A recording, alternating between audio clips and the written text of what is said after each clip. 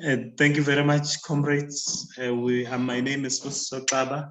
I'm the National Chairperson of the PAC. We are on the platform hosted by the Youth League of the NNLC.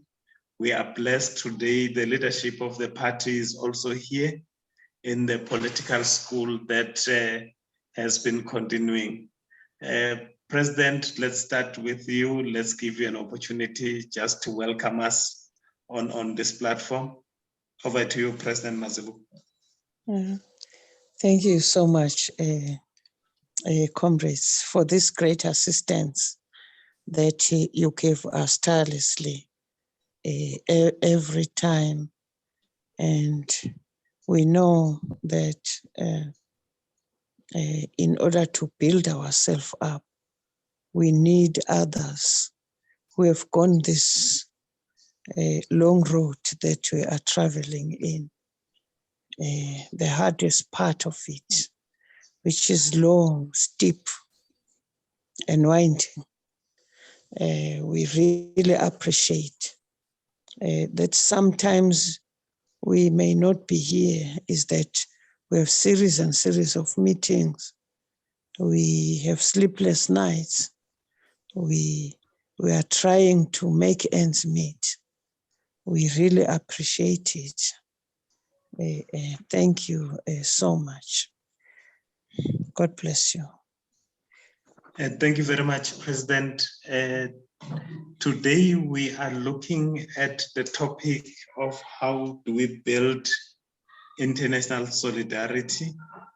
You'll remember which we see it as part of the theme basically of recruitment. We talked last week about how do you recruit individual members, where we saw that the most important thing is that we must have campaigns that give us leads that we turn them into members. Because just persuading people from the street without a burning issue, those people normally don't have a job and they are not called by the right things to our organization.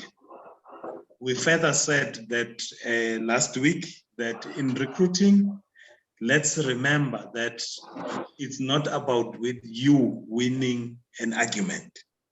It's not argumentative.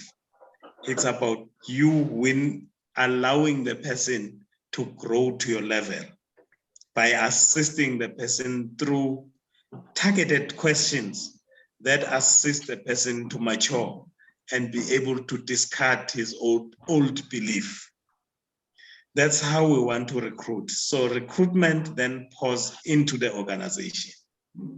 With taking a step back, what I missed, what is fundamental last week, is that remember, recruitment is about numbers. So when you want one member, you must know that you have to go through 9 members. Because what's going to happen is that as you are in the campaign, as you take those contact numbers of people who responded to the campaign, you will then probably make appointments with 9. 3 will definitely say no, like you were saying, Comrade Mafafa, last week in your question that I said that you are looking for yes. You definitely, as a recruiter, you must get used to the no's. You're going to get a lot of no's. So out of 9, you'll get 3 no's and 6 yeses. Those yeses are yeses to attend to your appointment, to have the real discussion that we said that you do it quietly and you do it in a comfortable environment. And out of those 6 people who said yes, actually 3 will pitch up. Out of those 3, we know that only 1 will be a real yes.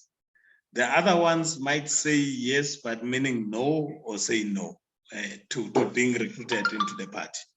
So it's very important that we really collect as many leads or as many contacts in a campaign session as possible so that we can get those members that we desire.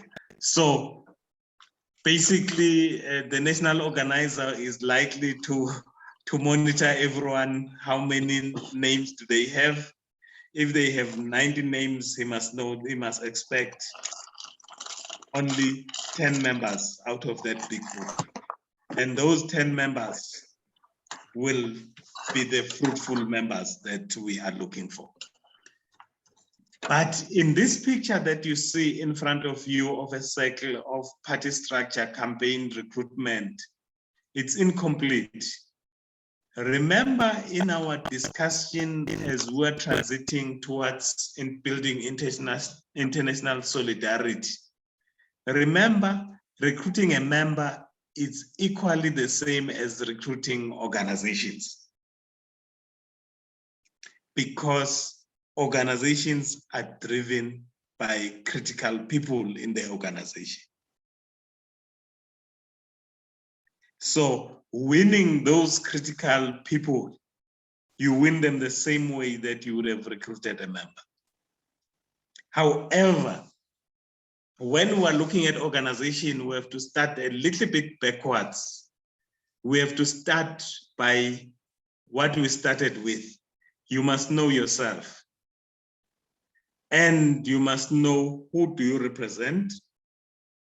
Why do you represent those people?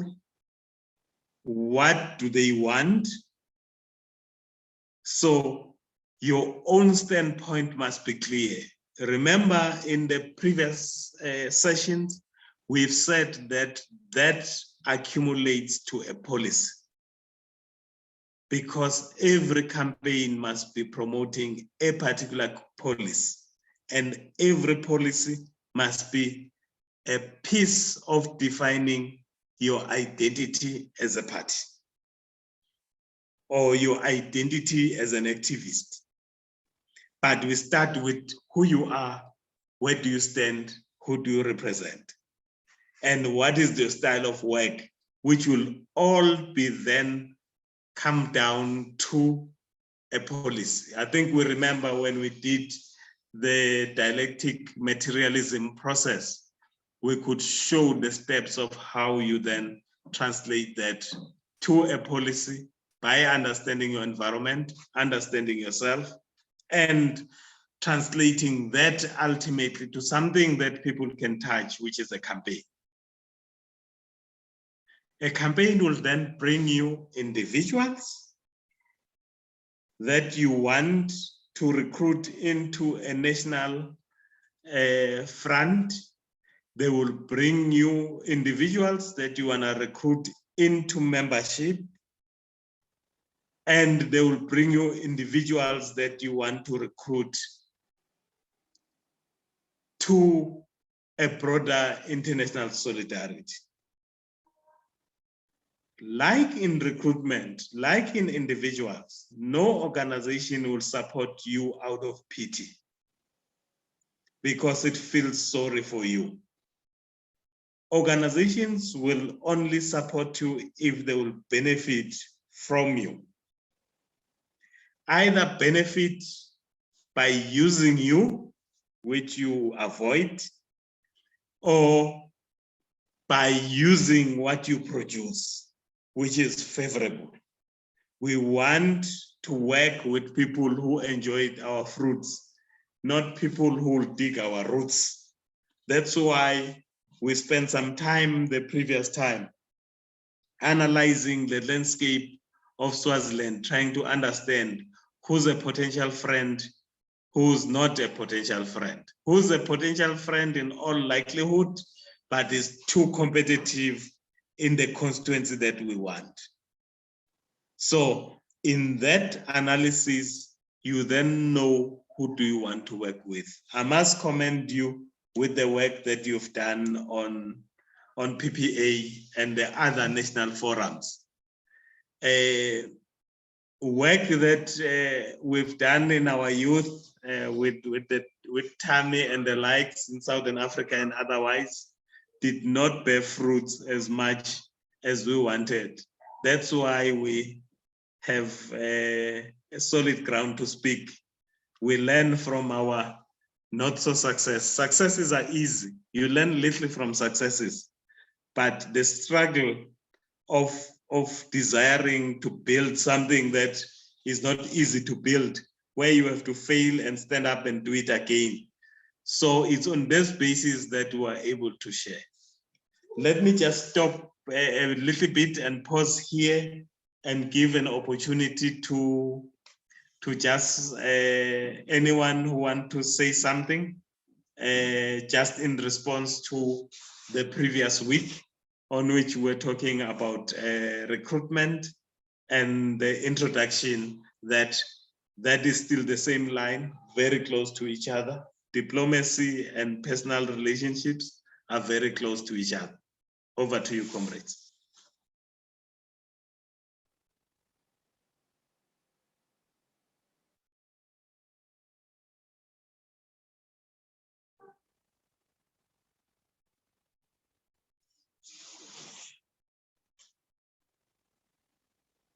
National Chairman of the Youth, I will expect you to say something.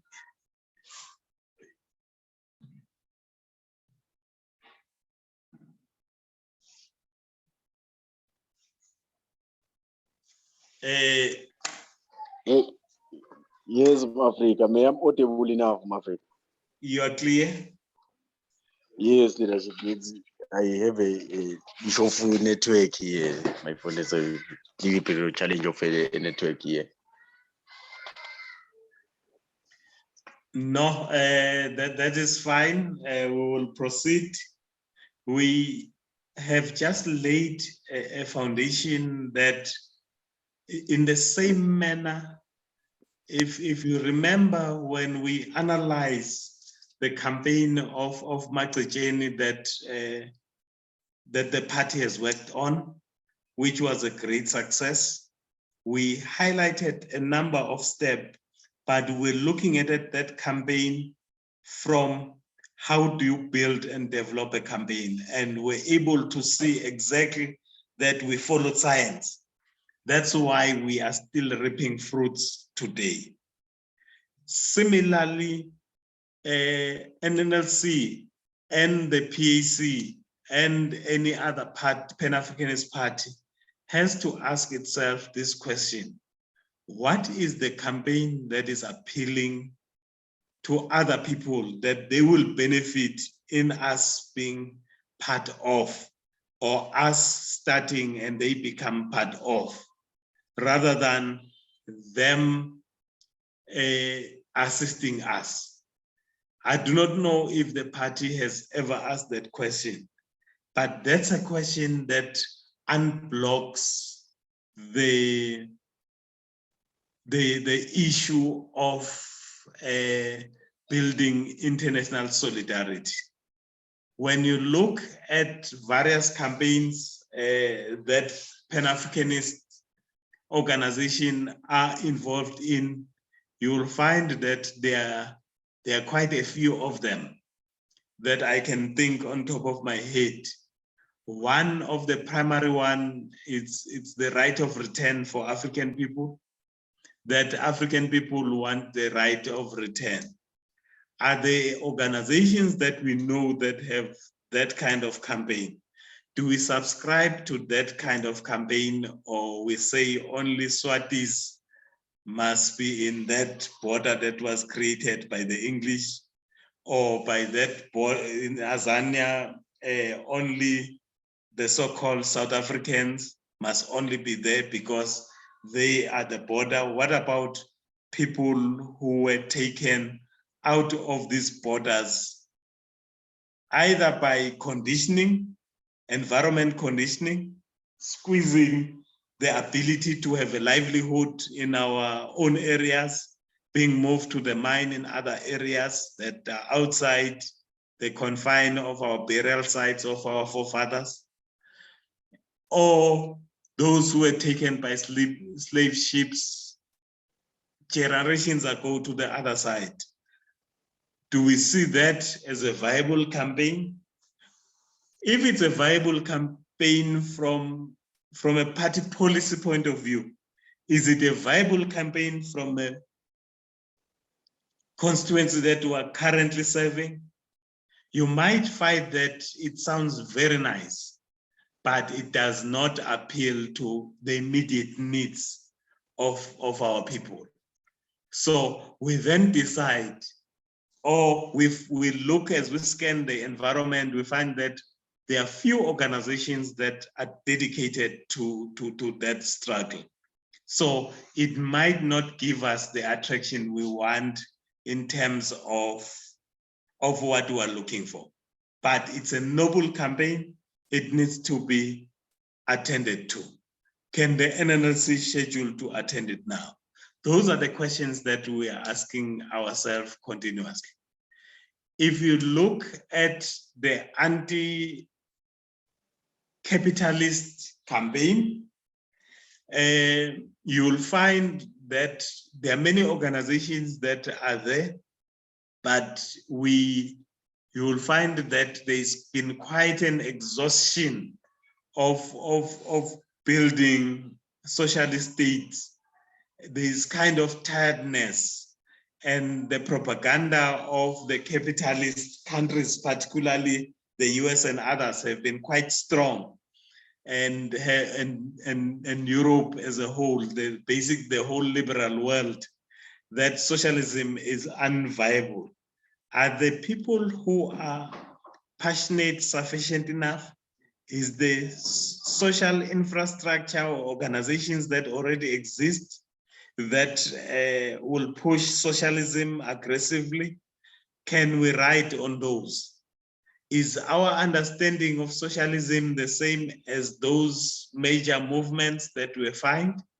The organization must analyze that and reflect on its foreign policy, because basically we're talking more of foreign policy stroke Pan-African policy.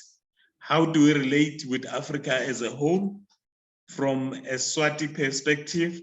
How do we look at the world from an African perspective in totality in our policies that we will ultimately be selling in the campaign that we use as a primary driver? Other campaign that has been on fire is a campaign of reparations, that those who have stolen from us must pay back what they stolen from us. In areas like Namibia, the campaign is straightforward. It's Herrera people here, they cut people. We want this kind of reparation from the Germans. Is it that straightforward from a Swati perspective? Is how we'll interpret it as limited to compensation, or we will adopt the framework that African organizations have adopted, which goes much further than just being compensated? And do we have the intellectual muscles that can dedicate their time and do their masters and their doctorates and write papers in terms of calculating either the pain that we've suffered out of colonialism or any damage that we have? Are we able to take it to international, or are we able only to start from the very basic? For example, the PAC does not subscribe to personal compensation. However, in the campaign that we are currently running on reparation, we decided to tie into the TRC, the Truth and Reconciliation Commission, which we did not support. We do not support that paradigm now. However, from a campaigning point of view, from where our communities are, it's easy for us to start there. Would NNLC explore such a campaign that will lead to other organizations that are busy with reparations? How do we link reparations or the right of return, if we choose that one, to the conditions of an average Swati Gwangwan? that becomes the basic, the foundation of how do we launch our solidarity.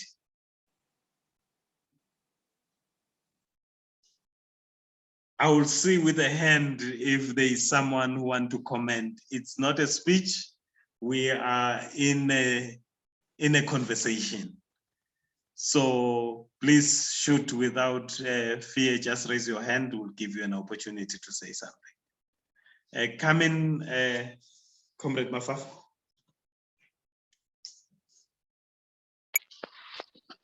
Yes, Mafrika. Thank you, Mafrika. My comment, Mafrika, will be saying kule party campaign sike sawazame ma campaign with your assistant, but especially from the tertiary institution where we got an opportunity to lead the students. Yeah, so campaign that we can call that we tried. Some were successful, some they have made challenges. But I will say, theory is being tested, and the only way to test theory is to practicalize what you have learned on the ground. Then recruitment iyafita vele kuma campaigns, more especially because campaigns you sort of market yourself, and you have been members who then being interested would see bajoyine kulama campaign. But kune point moli loyishiyile uyivile, maybe I was having a challenge of network lengingacela ukuthi siwuzame lokuyicacisa moli lapha ngasekucaleni lokuthi how organization work khona labo bekusakhona ngema-talent if they want to use talent, like kule party leyo moli ngishiyekile lapho leadership. So As I'll pin the question, you are saying that on the part your Yama organization, please just repeat the last part. yes, Africa ngikushiye lapha ngasekucaleni ngeke ngaba nenkinga ye-network, the point ebengime khona moli lobo khuluma ukuthi how organization work lapho nje ngasekucaleni moli. Okay, I get the question. Comrade Tlajwayo.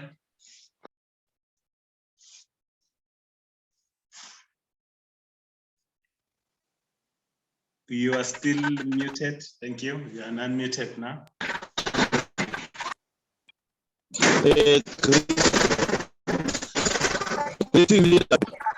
My comment.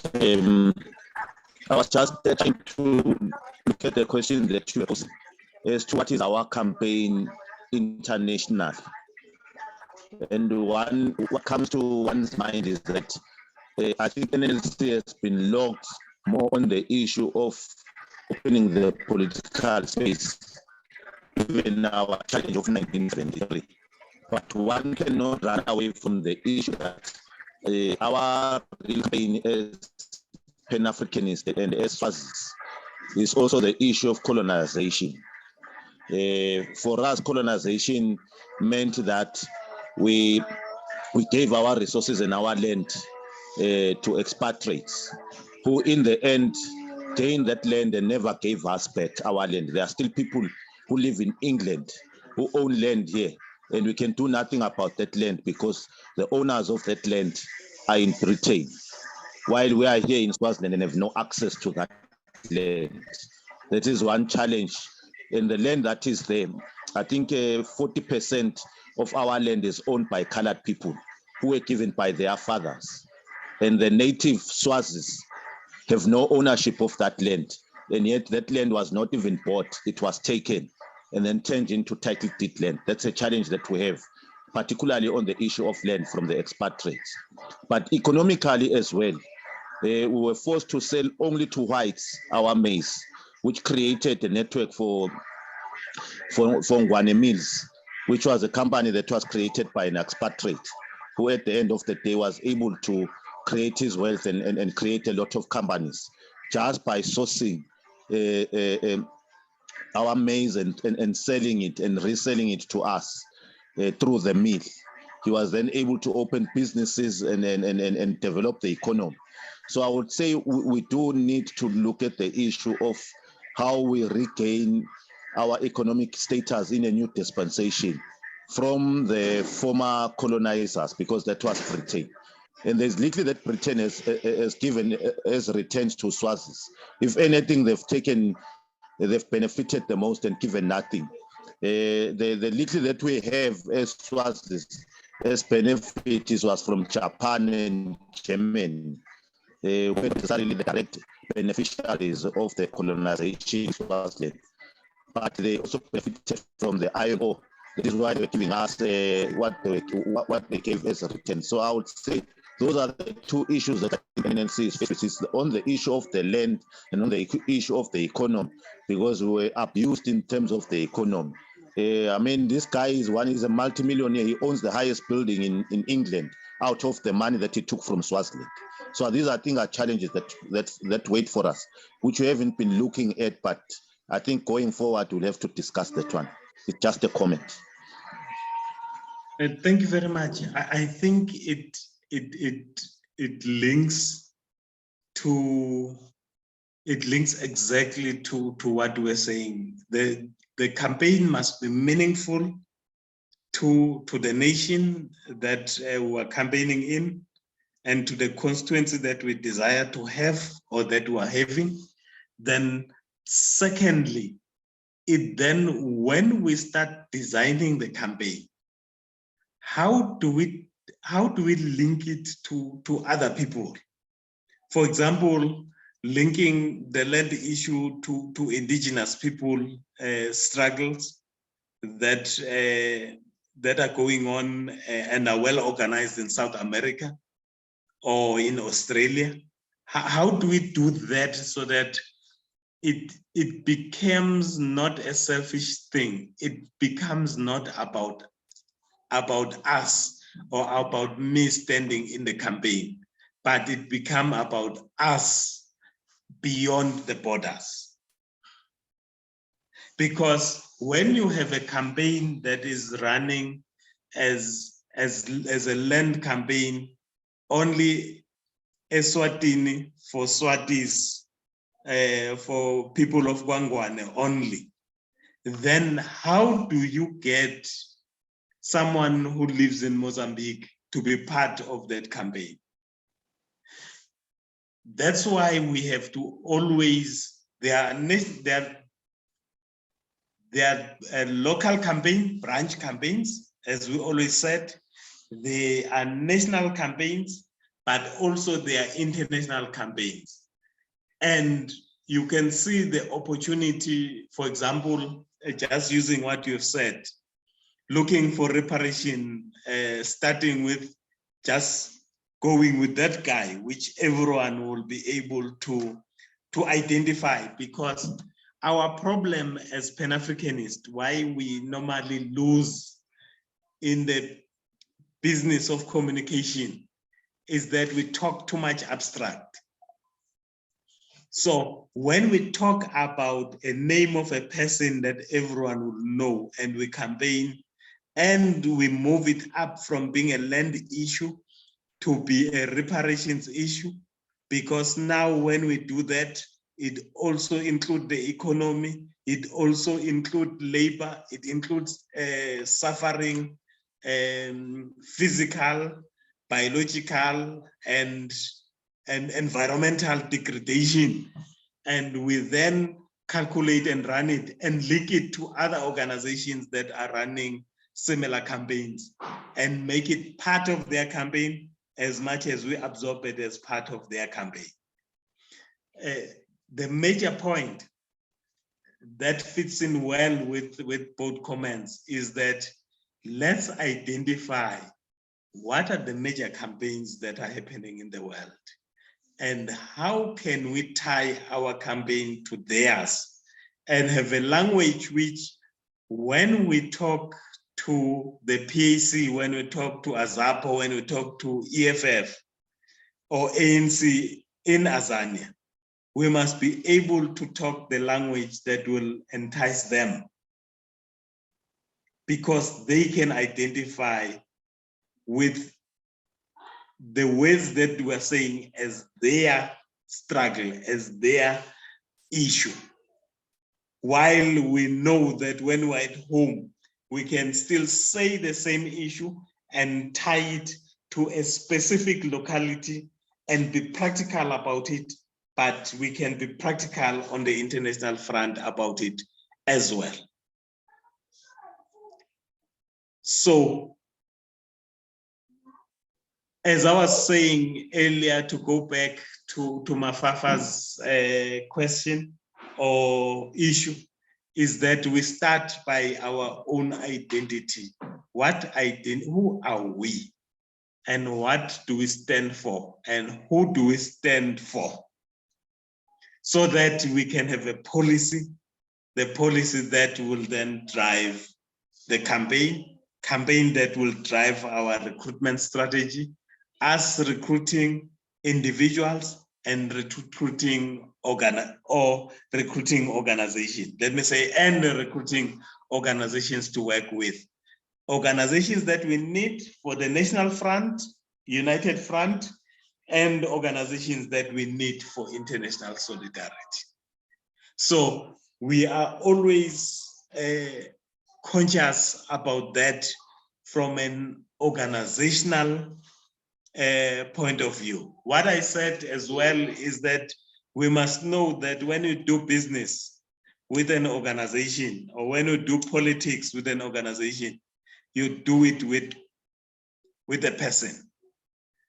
You have to identify in that organization people who are influential, who can assist you to drive your agenda. That if they are persuaded, because there's in theory there's something called an organization, but somewhere in practice, people do business with people. They never do it with the organization. I'm here because people like President, people like Tammy made me love you guys. So I love them. That's why I can stick around for such a long haul, because when you talk about Abo Mamkosi, Abo Dr. Dlamini, it's people that are close to my heart. They were able to weave themselves into my heart. That's why I'm committed to this struggle. But if you're gonna build many Sbusisos in the PAC, in England, in US, you have to find that personal sweet spot of theirs. You enter through organizational policy, but you have to find what are critical people campaigning for, and they are ready for. What are they trying to leave as their own legacy, not as your own legacy? As you know, diplomats in any country, there are people who are called diplomats. It's because they are able to relate with people. To be a diplomat, to be an ambassador, to work in the embassy, or to do the work that we are doing in terms of the diplomatic work or international solidarity that we are doing, you need to have built a lot of personal skill. You must be able to make the person believe in you as an activist that belongs to an organization, to your organization through the consistency of its truthfulness to its identity, its clarity on its policy, and firmness and activism, its activism on its campaign. Because who wanna support people who are not putting any effort? No one. So that is a prerequisite, or that is a door to bake this cake, which is called international solidarity.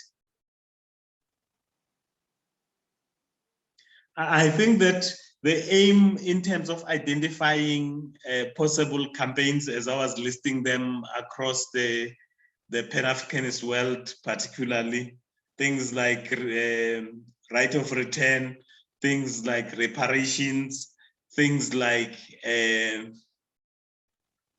what anti-racism campaign, things like the economic freedom in our lifetime, whichever way it is called, in different campaigns. But those are the campaigns that I could come up in my mind. There are interesting campaigns that are also quite juicy. Campaigns of indigenous people generally, campaigns like green campaign, what is this, environmentalist, if we decide to take a posture of being green and associate with green parties, which will be interested in the outcomes that we want, because we build solidarity for message to permeate, but for financial resources as well. So when we said that we've built a campaign, it's either we got, when we say that we've built international solidarity, out of it, either we got firm commitments of taking our message further than we have taken it, or probably end financial support or any other resources, like the PAC provide manpower resources instead of financial, because that's what we have in quite plenty. So it's easy to channel those resources, whereas other partners, as we build, can assist in these financial resources. Also, as I was indicating, that keep in mind that you either people want to use you in building solidarity with you, or people want to use the fruits of you, and you prefer people to want to use the fruits of you, but you want to benefit out of your fruits.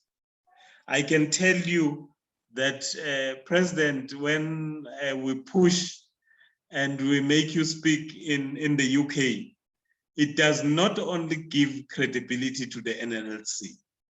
In fact, if NNLC does not become consistent in those forums, it then only the PAC benefits, because people start seeing the PAC as not just being selfish people who want parliamentary seat and go to parliament to sit. It's an organization with a cause that is true to its cause.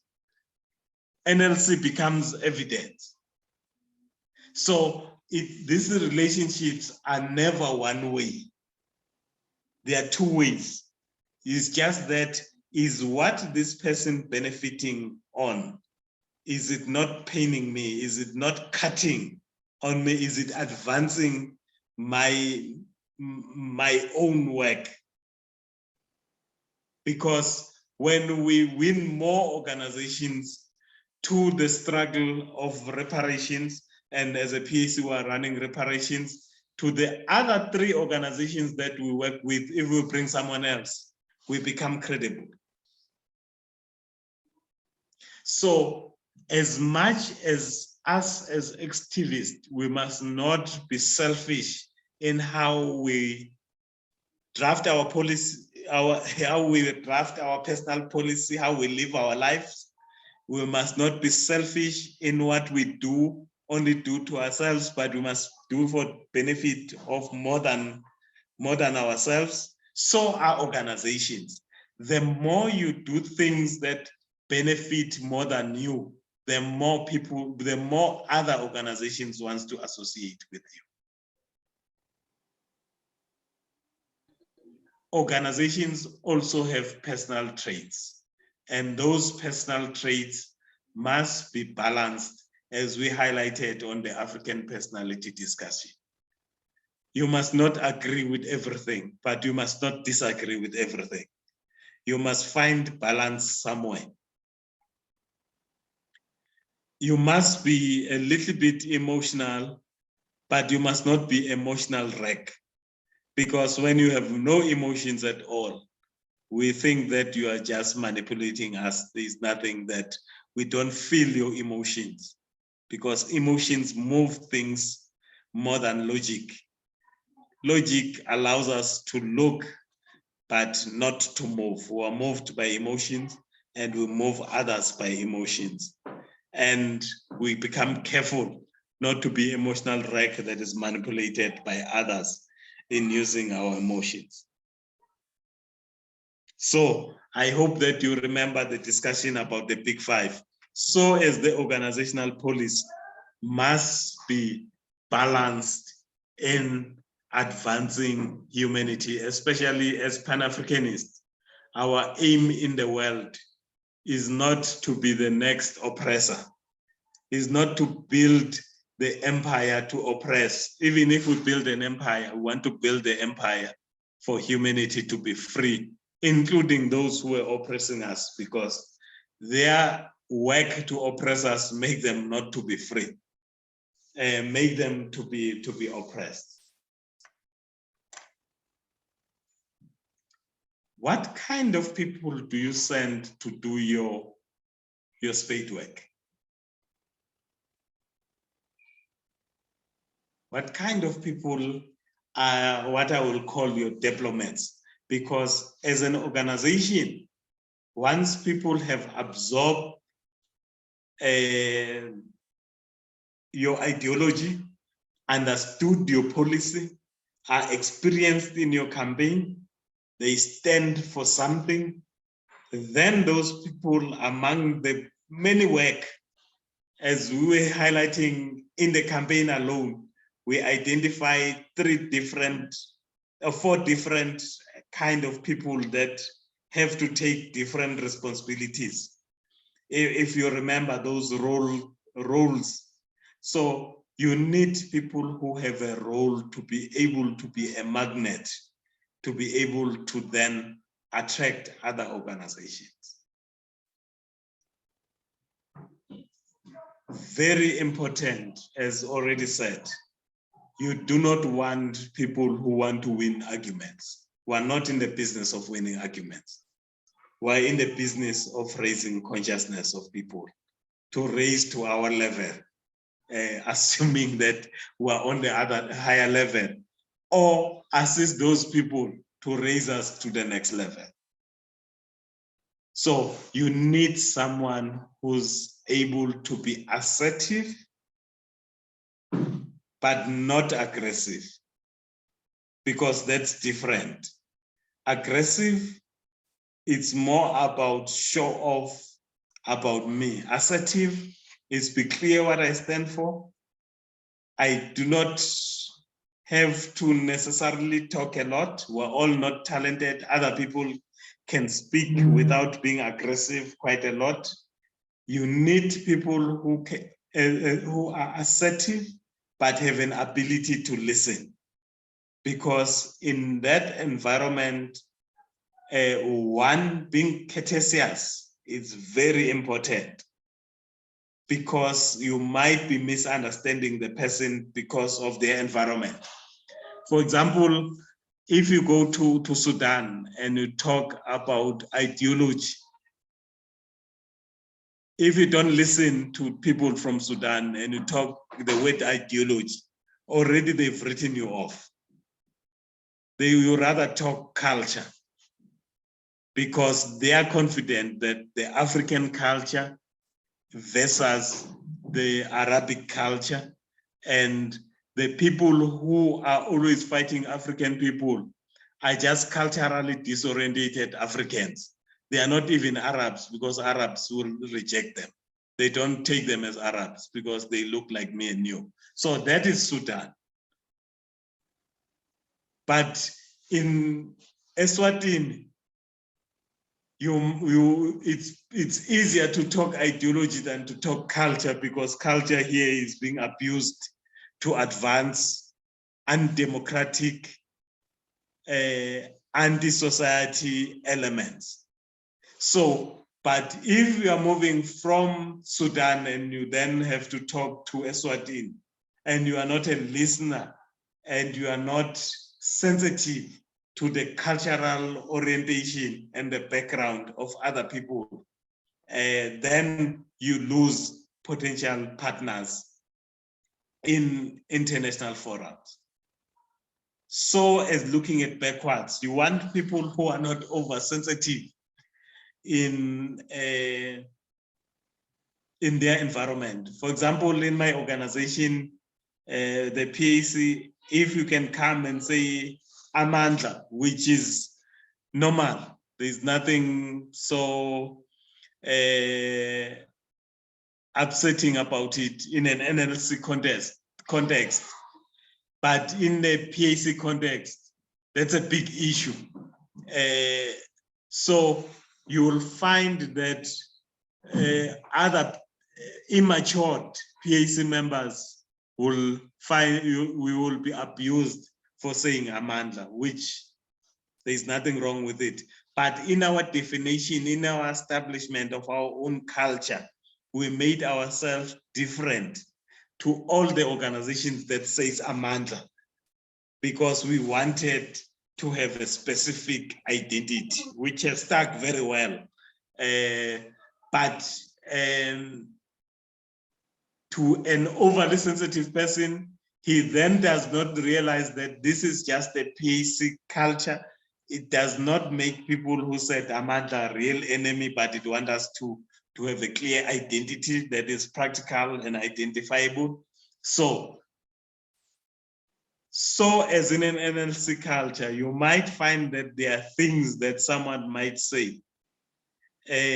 I'm sure that when you go to Europe, you'll find some people are campaigning for the return of reality and real families and establishment of king and queens, because they find it more African than the democratic and an electoral system.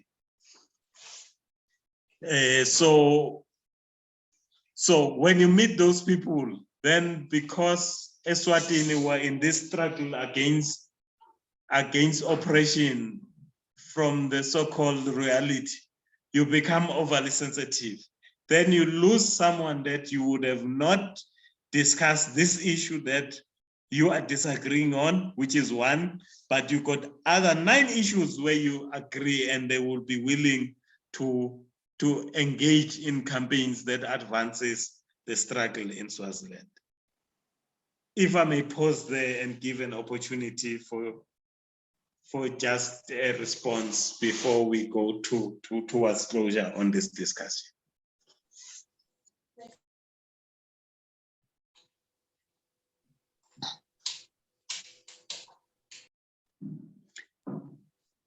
I thought you were coming in, President. Go ahead. Yeah.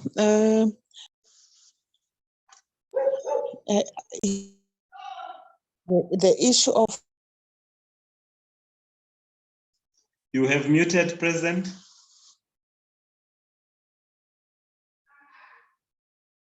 We could hear you in the beginning, but you then disappeared.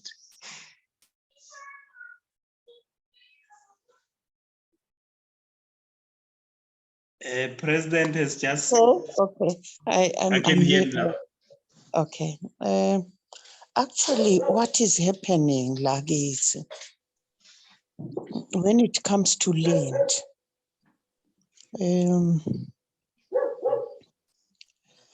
what makes our situation unique is that the struggle turned from being white, from being, let me say, in the absence of the proper word, black-white, from white to black. It was from white to the royal family,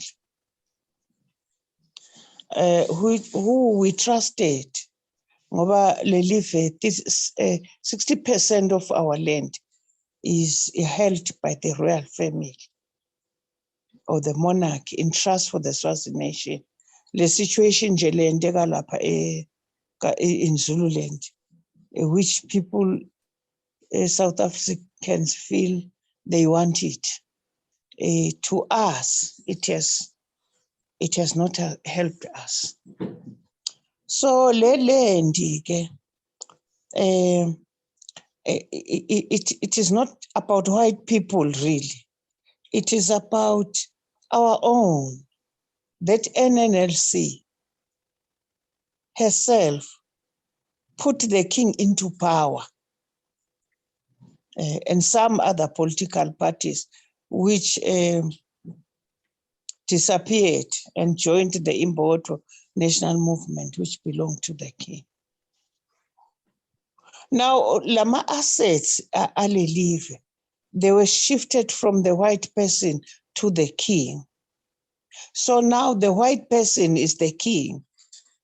The colonialist now is the king and is using the land to create poverty,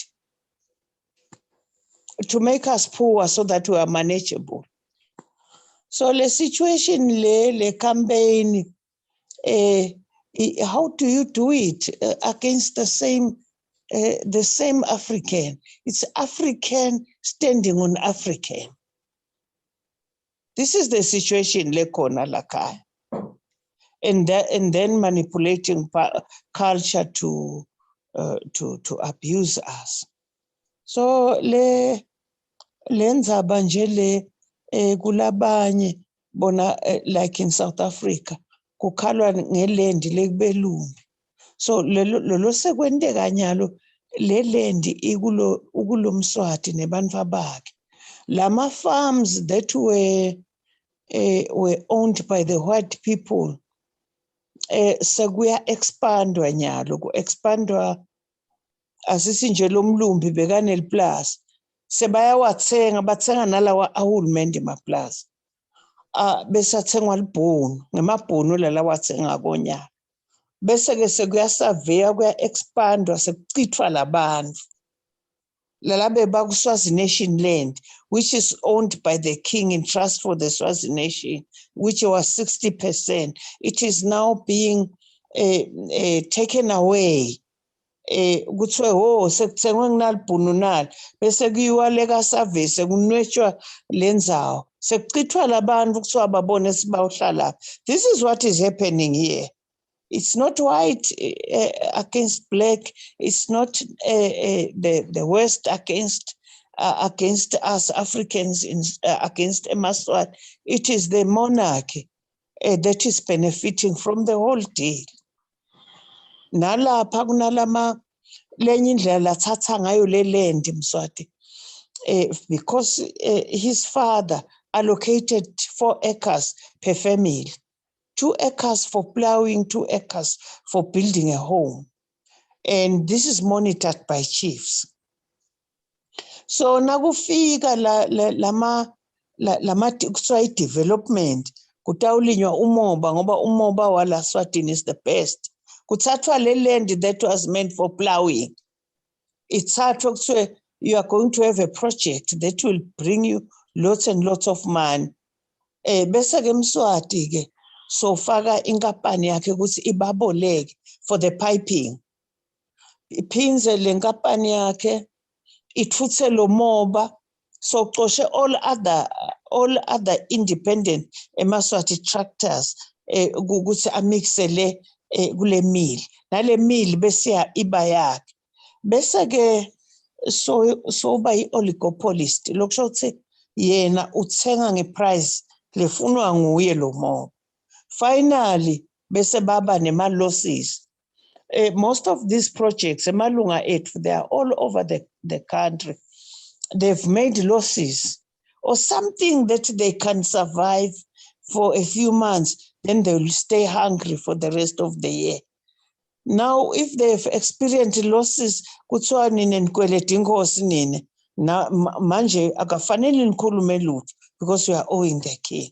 Bahlale ke guilty la Maswati. It's happening kuwo onke once le European Union ke I-role yayo ifaka iya-investor la kulo moba with the hope that lama proceeds labantu batawuphuma endlaleni. I don't know how genuine they are, but it's been happening ukuthi kugcina ke sekukale royal family. So la khaya it's black on top of standing on top of another black. That is the situation la khaya. So ngiko bangasiva lamanye ma-Africans, lamanye ma-Africanists. They don't understand us ngoba bathi cha kunenkosi la ngako ke this is pure Africa. We don't need to be assisted. And now that our political party lokhu nje thina satiwa ngilokhu sisitela ama means ekusisatiwe. Otherwise, if you would go on the ground, sithulile sethu, we are everywhere. And that is why we're made to lead the other political parties in the country. We are well known, but we do not have someone assisting us. All is well in Swaziland. After all, there's no white man oppressing a black man. That is our situation, Lakaya. No, thank you very much, President. Angicabanga ukuthi it concretize our discussion for today. Ukuthi we must link our campaigns to international, because you might find that that angle yokuthi masilwe as from an African perspective is not the viable. Maybe we must move from an economic perspective, because we'll find many people who talk like us. However, why sometimes we say don't drag yourself with us, you'll find that in some international forums, our competition in the country has blocked us out. So when we have you inside in those forums, it might give us a leverage as well as the PAC, as much as it will give you leverage. Comrade Hlachwayo, if you can add, I think we are almost at the closing. We normally want to finish about this time. Over to you. Thanks, Chairperson. I'll be very short and brief. Mine is coming back on the issue of possible partners in the international arena as you look for socialist movements. I think you do have partners, socialist everywhere, but my last recall is that there was Socialist International. We tried as the NNLC to join. We found that ANC was the caretaker of who comes in and who comes out from Southern Africa. And they told us point blank that they preferred Putemo at the time. I think it was Gwedemantache, Secretary General. But they then said they are not closing up who is going to be going through, because they ended up choosing Swadepa and Putemo and were left out on that race. We developed other socialist organizations. One will be interested in out if which are those and who is now currently in. And lastly, it's just a comment that as we move forward, I think the competition is about trade. And I think the greatest challenge about trade is that who do you want to trade with and who do you say, because some of the people that you might see as our partners are also part of the state. When you look for instance, at Russia, at Cuba, these are people that you want to work with, but they are double-barreled because Cuba has got relations with the Swazi state. It also has relation with Russia. So I think those are the challenges as we move forward. That when you look at international solidarity, you also look at particularly countries and also individual parties. So one wanted us to say these are the things that one would look at as we look at our partnership. Thank you, Chief. Thank you very much. I think while you are saying that for having a Taiwanese embassy there is a big opportunity that needs to be explored. Because anyone who does not subscribe to One China has a problem with Chinese. And I think we've got a potential partner there. But in closing, before I summarize, Comrade Sigelela, can you just say something in closing? Then we summarize what we had. Yeah, thanks, Comrade Chair. I had told myself that I was not going to say anything tonight. Yes, because I am learning as well, because the issue of international solidarity is what strengthens organizations, because it has been proven beyond any iota of doubt that the forces that are against us within our borders, we are only able to successfully deal with them after we have been able to conclude or to establish so many platforms that ensure that we have got adequate international solidarity to dislodge the local forces. And I think the manner in which you have been highlighting the issues is an eye-opener to us as the NLC. In actual fact, it is giving the NLC an assignment into saying we need to engage broadly and deeply on our issues and policies to ensure that we are able to spread our wings abroad and our operational domain to actually extend even beyond our borders. And when you were making an example about us having or getting an opportunity to address gatherings in other countries such as the UK, and saying that it is the duty of the NLC to actually put up a winning argument so that you can't be able to win.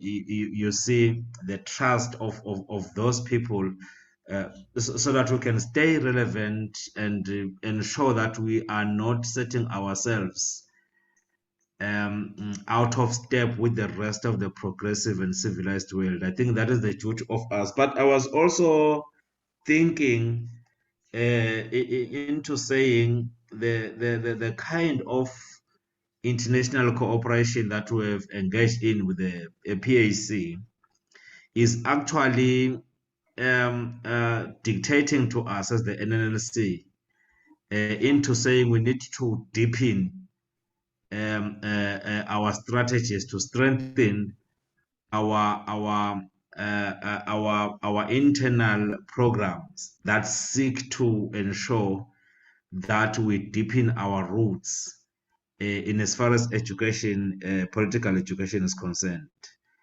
That could be my general contribution into this, because I think the main objective of us participating in such engagements is to see and identify the things that matter the most and the things that are relevant to us in a manner that is going to then lead to the development of the NNLC, because we need to be alive to the fact that, you see, the world is changing and we need to move with the changing world in terms of us being relevant, in terms of us putting up a relevant argument so that we make the NNLC to be a political organization of choice to everyone who will think of joining any political movement. And I think the leadership of the NNLC has never disappointed.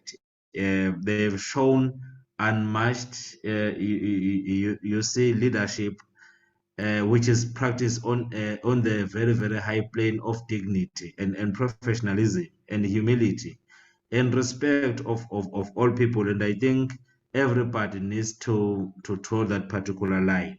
But it is the duty for all of us, particularly the young, to engage and set aside time for us to learn so that we can be educated on the critical issues that will develop the NNLC. Leadership, that could be my general contributions into the subject under discussion. Thank you very much. Thank you very much. So that we do not become long, let's stop here. I think it's been summarized quite correctly. We need to be clear about who we are. That must be visible in our policy, particularly in our foreign policy, so that we can have campaigns that touch Swazis and touch the external world at the same time. And then that those kind of campaigns will be the ones that we use to recruit other organizations, both national and for a national united front and international united front beyond the color, as President says it. We want our message to be carried by people who look like us as much as those who have bigger nose than us or smaller nose than us, so that it goes much further. As said, I think the words that you use of respect and humility, comrades, become very critical to say, what kind of people do we send as the front line to be able to gather and organize these relationships across the world? It's now, with the technology, our lives has been made easier, that we are able to get a bit further than we had to travel all along. Let's utilize that. On that note, let's close and say Israelite, so we can talk freely without